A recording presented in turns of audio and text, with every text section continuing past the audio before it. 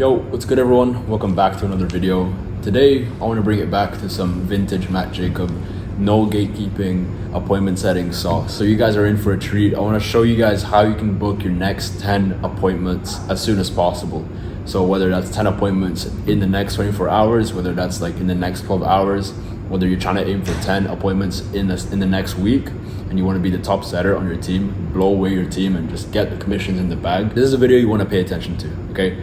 I want to give you the frameworks, the scripts, the mindsets, and some best practices. And if you're already on an offer, whether that's DM setting, phone setting, doesn't matter which niche, be fitness, business, relationships, it doesn't matter. These frameworks and protocols are going to help you book your next 10 appointments as soon as possible. So I can't wait to show you guys. If you're new to the channel, my name is Matt Jacob, and if you don't know me already, I've booked over 250,000 worth of appointments set. I've been a setter for two and a half years before I started my own thing called The Oracle, where I help other people how to do the same. So I used to set for people like Elijah Pascal, Sumner Healy, and Tuzer, and I've coached 40 plus other people how to do the same thing. So make sure you buckle up. This is going to be how to book your next 10 appointments as soon as possible. Let's jump on the laptop and I'll break down everything for you. So guys, we are in the appointment setting manifesto. If you guys, again, are new to the channel, this is a freebie I like to give out. So if you are interested in getting a copy of this, go into the description and it'll be there. But the appointment setting manifesto, this has everything that I've done to book 250,000 worth of appointments set and countless more. And like, this is still counting to this day. I still use this to this day. So basically it's broken down into a couple acts. Act one is appointment setting opportunities. So basically these are the opportunities that you're going to get to even book appointments in the first place. So if you're doing outbound, it's going to be from people's likes, comments, and followers. So any new follower, any new commenter, any new liker that comes in, you're essentially going to reach out to them. You're just going to be like, hey, name, appreciate you for liking, commenting, or following the post. What brings you here? Or if it's a fitness offer, are you into health and fitness as well? Basically any sort of question to kick off the convo. And then sometimes you'll get inbound DMs. Sometimes your offer will run lead magnets where they give away a freebie and then it gets people to respond and basically message you first, okay? Some people just want the resource, so if that's the case, just give it to them and don't bother them. There's also call to actions and polls. So for example, on Instagram stories, they can run a poll or a call to action. If you're interested in losing weight, then DM me. That's a call to action, that's a poll. There's two ways you can create opportunities. It's inbound and outbound. So I've given you some ideas here. Now, Act 2, our foundation. So before we even get into the strategy and the scripts and the frameworks, I want you guys to have these mindsets ingrained in your head. I want you, when you're setting, is keep it genuine and keep it organic. You want to treat it as if you're talking to a good friend, because most competitors nowadays are just trying to get that commission. They're trying to book the call. But if you just approach it as if you're talking to a good friend and you're not even attached to the outcome, then you'll massively increase your chances of getting them to actually open up and book a call in. It's quite a paradox. It's like, okay, if I'm less attached to the money and the commission, people will actually want to speak to me more, which leads me to booking more meetings. Now, this is why we'll focus more on guidelines and frameworks rather than a specific script. Obviously, it's fine to use one if you're just starting out from zero and you have no reference, you have no idea what to say and what to do. But it gets to a point where you got to take the training wheels off. Like, it's like dating. You wouldn't bring a script to a date, right? Because you'd look stupid. And the other person would most likely get up and walk out. So number one is keep it genuine and keep it organic. It's like, stay detached from the outcome. The commission's going to come, but you have to stay detached. Now, the second thing is approach it with the right frame of mind. All appointment setting is finding and qualifying people who need and want help, even if they themselves don't know it yet. It's not a sleazy business activity. It's not forcing the prospect to do something they don't want to do, because at the end of the day, you give them a choice. And then it's not an act of manipulation. Same thing goes with sales. So if you're watching this and you're in sales, same things apply. Now, 3 is volume is, okay, this is kind of old. I'm going to change this, but volume is not everything, but it's a large piece of the puzzle. You never just want to be attached to one prospect or conversation, and you don't want to be doing too little volume. So this is one of the biggest mistakes I made in the beginning. Obviously, you'll get more used to it, but volume, a lot of this doesn't work if you're not doing enough volume. So if you're not speaking to enough people, you're not starting new conversations, and you're not doing enough follow-ups, then you're not going to get as many results as if you were to 2x or 3x your volume. All right. A lot of the desperation that you feel with prospects is because you're not having enough conversations, therefore you're putting more of these people on a pedestal. So push more volume. Low volume equals more scarcity, which means desperation. 2x, 3x, or even 10x what you're doing, and see like 90% of your setting problems go away. You'll have more leads than you know what to do with. So number 4 is hold the frame, but not in an asshole way. So all frame is, this is where also I see a lot of setters go wrong, is they let the prospect ask them question after question, and then they lose frame of the conversation. Before you know it, they've gone and ran off, all right? So you want to keep frame, you want to maintain control of the conversation, you want to maintain as to where it's going. And you know, like I said here, if they start being curious George and asking you questions, you're going to have a hard time, all right? So whenever someone asks you a question, you know, answer it. If you need to give advice, but then ask a question back so you keep control of the convo. Okay, so number 5 is open-ended questions is better than easy to answer questions, is better than closed-ended questions. So if there's a way to ask the question open-endedly, I'll almost do it like this way. So instead of asking, for example, are you into fitness? Yes or no. I'll ask like, how's fitness going? And then they can either say, going great, I'm not into fitness yet, I'm trying to get into it. And it gives you a bunch more answers. So more ammo, more answers. Try to opt for open-ended questions. There's a time and a place for yes and no questions, but most of the time you want open-ended questions and easy to answer questions. So I've given an example here as well. Instead of asking how many clients do you have so far, you can say like how's the journey been so far? Something like that. Now, number 6 is always already be providing insane value and have an optimized profile. So I don't know which offer you're on right now, but make sure the prerequisites are that they have a good profile that's optimized, they've been posting content, and they have a lot of value to give. It's much harder to do this if you're working for a business that just started yesterday. If it's a startup and they haven't got any posts, they don't have much of an audience, it's just going to be much easier. It's more of an uphill battle. So already have like insane value, have a following of some sort, have leads coming through the door, and then have an optimized profile. And then you can also give suggestions to your business owner. If they don't have an optimized profile, you give tips. So number 7, I think this is the last one for foundations, is number 7, track your numbers.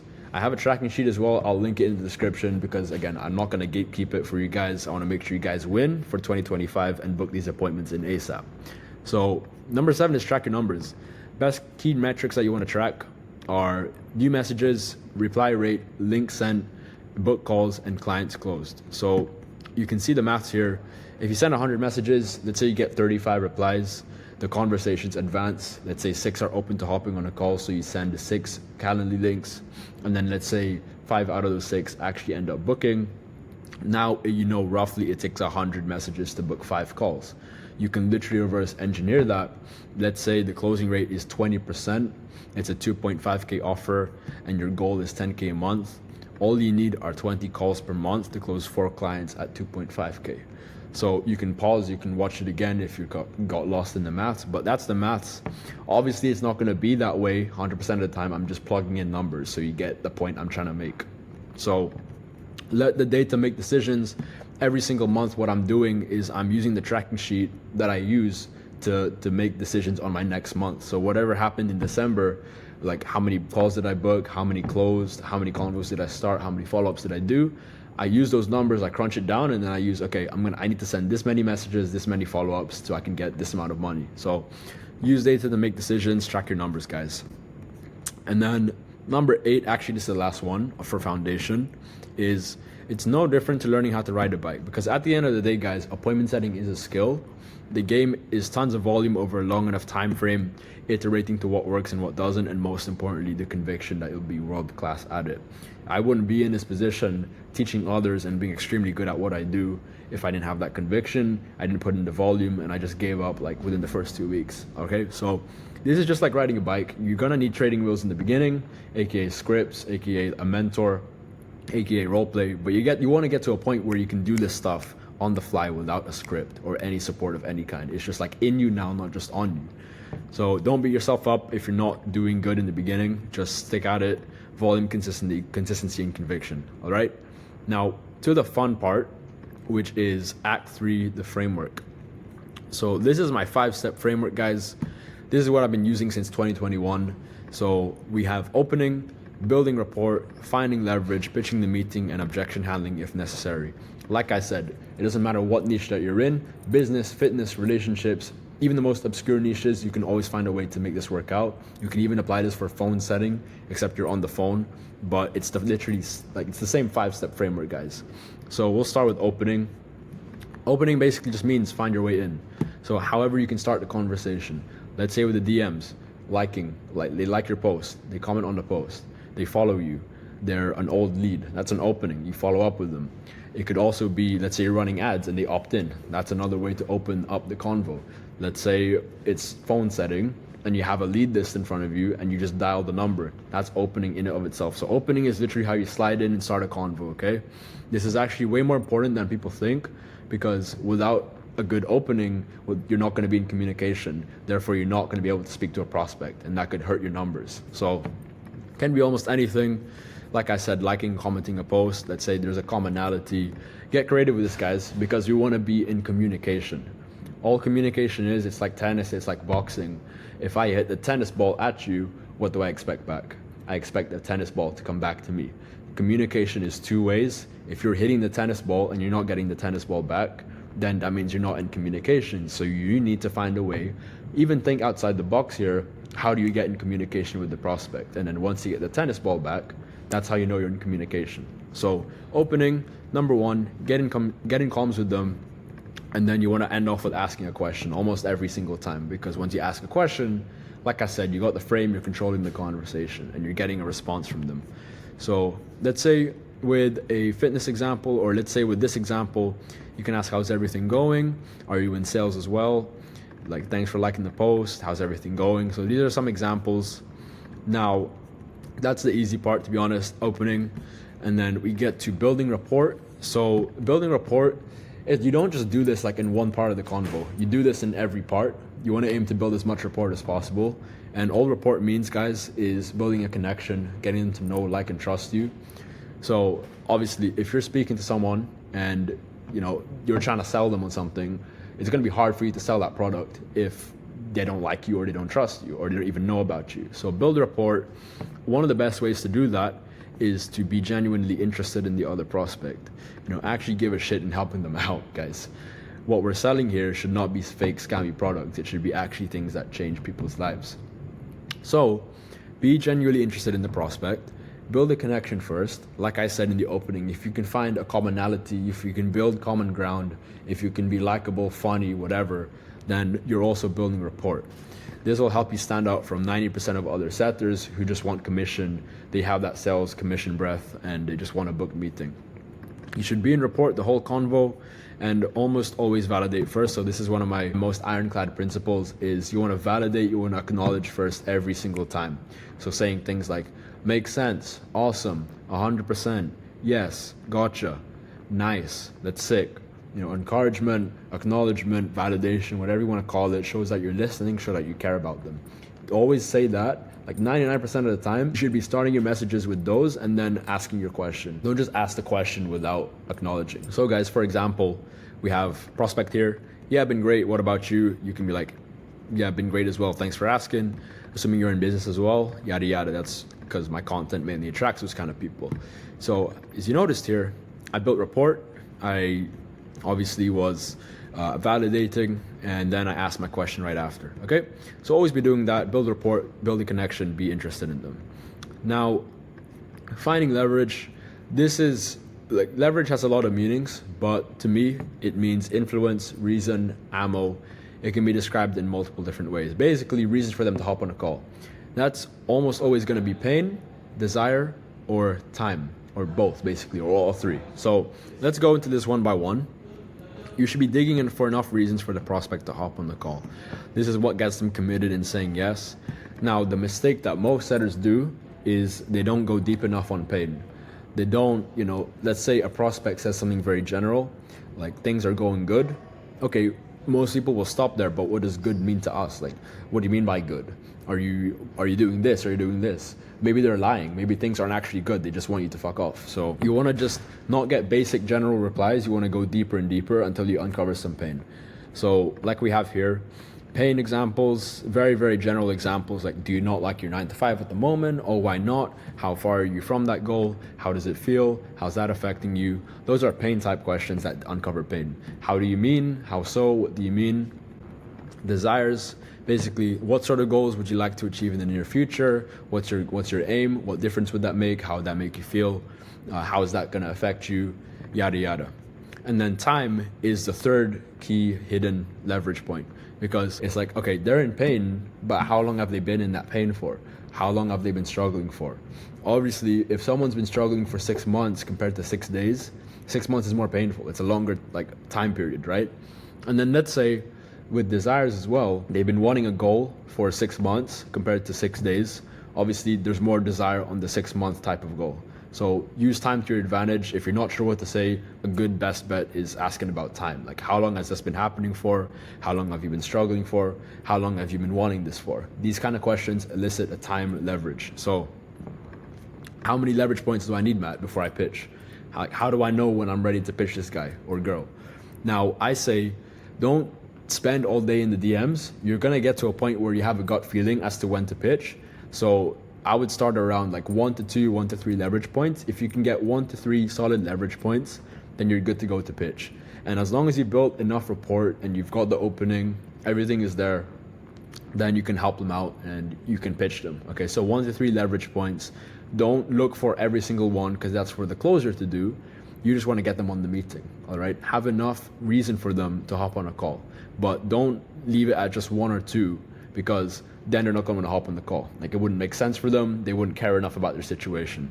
So that's why you need 1 to 3 leverage points.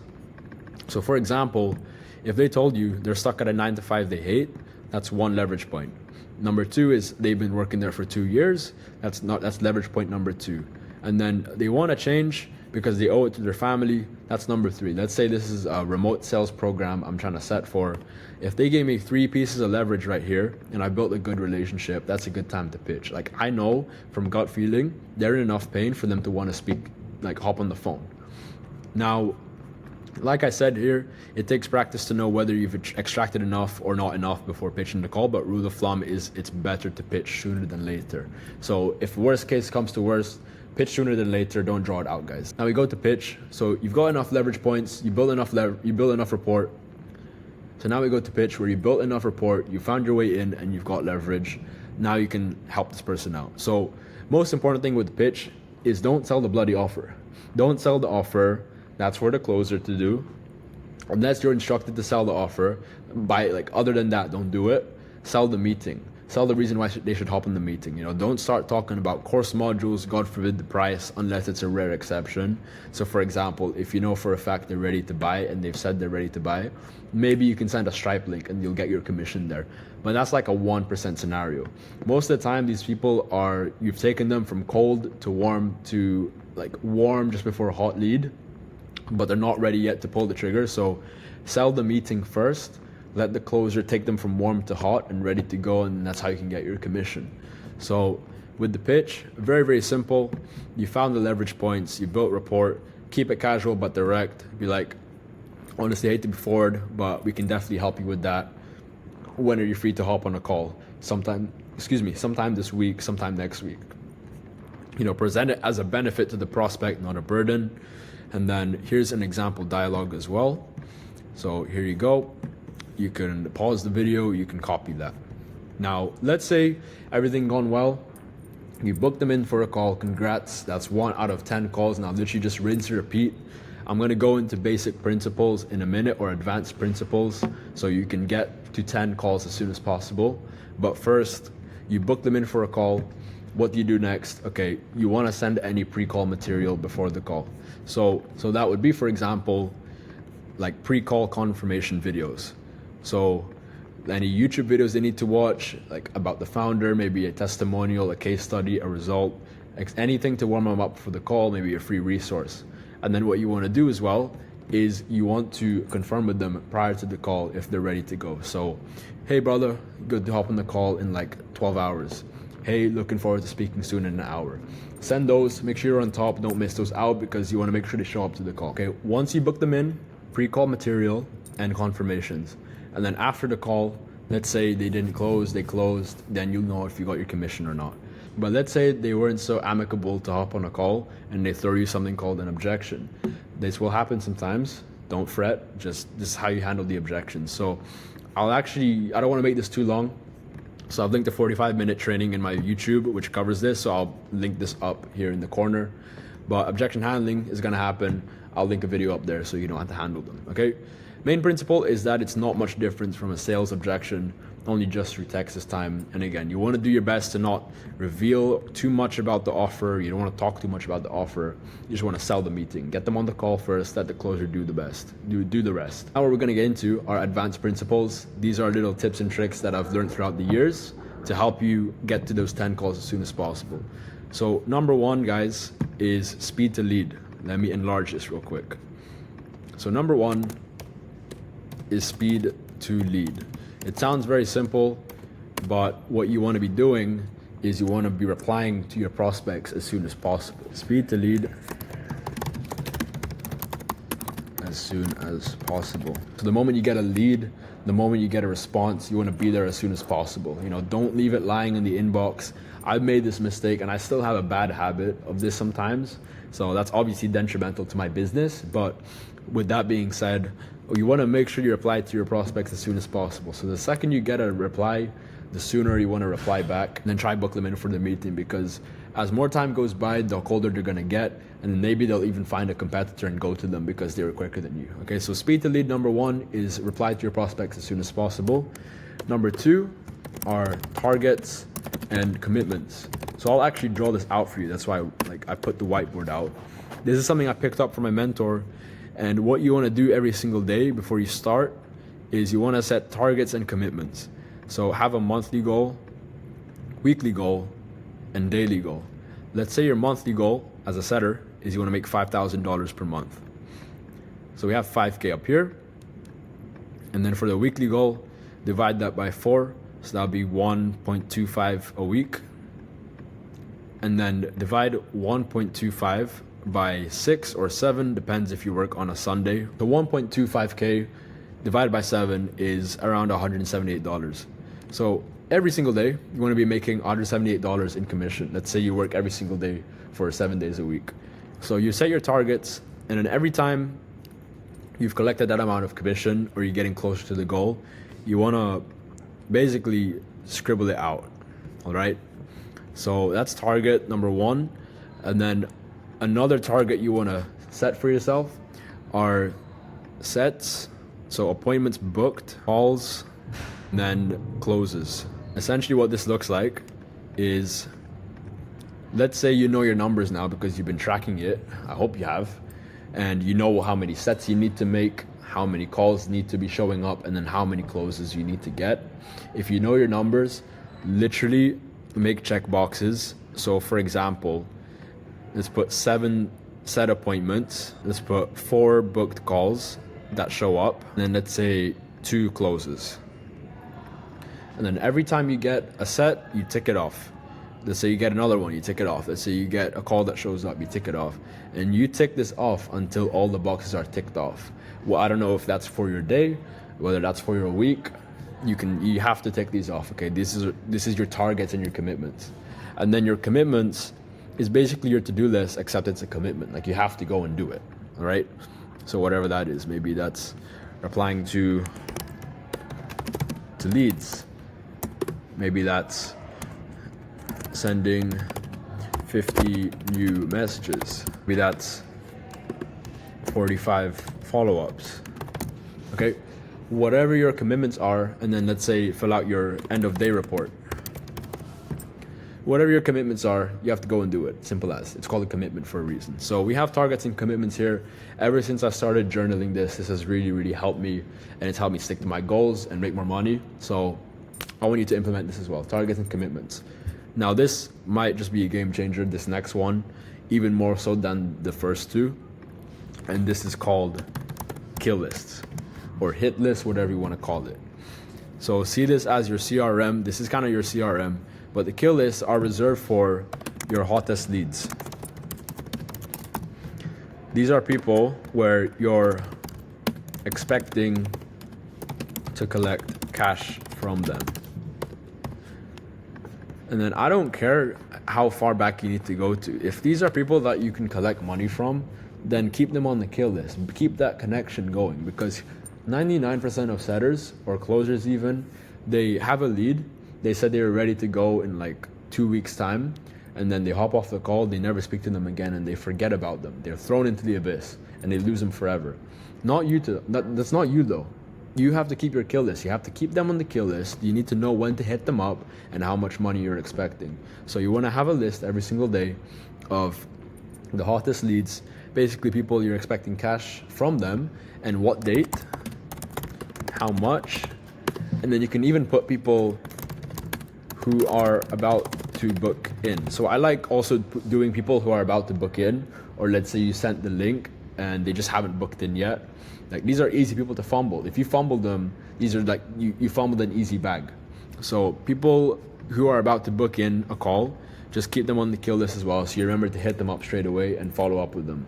And keep, these are high priority, and then you want to keep the relationship with them. It doesn't matter how long they're on the kill list for, you just have to eventually book them and close them. Okay guys, so what's the difference between a kill list and your normal CRM? Like I said, these kill lists are for people who have high priority on us, and these are people they're expecting cash from them. So this is like, the kill list should be the easiest money you should be making. These are easy, like 10 calls as soon as possible, and this is easy, like 5K months. So make sure you have a kill list, make sure you set targets and commitments, make sure you have speed to lead ingrained in your brain, and then you also have the basic principles in mind. I put these conversation examples in the manifesto, so if you want to go ahead and look at them, like I said, it's in the description.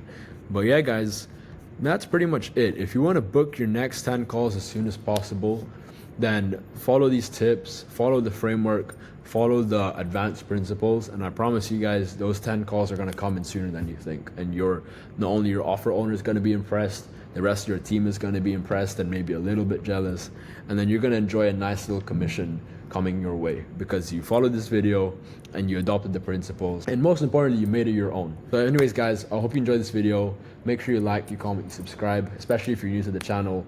If you want to learn more about me, check out the rest of the vids on my channel. If you'd like to work one-on-one with me directly, link in the description to apply. I am doing one-on-one mentorship called the Oracle, and if you are interested in that and you want to get closer to me and the rest of the inner circle, link in the description. Okay guys, so best of luck. Book those appointments as soon as possible, become the top setter on your team, and let's crush it for 2025 guys. Okay, like, comment, subscribe, and I'll see you guys in the next one. Peace.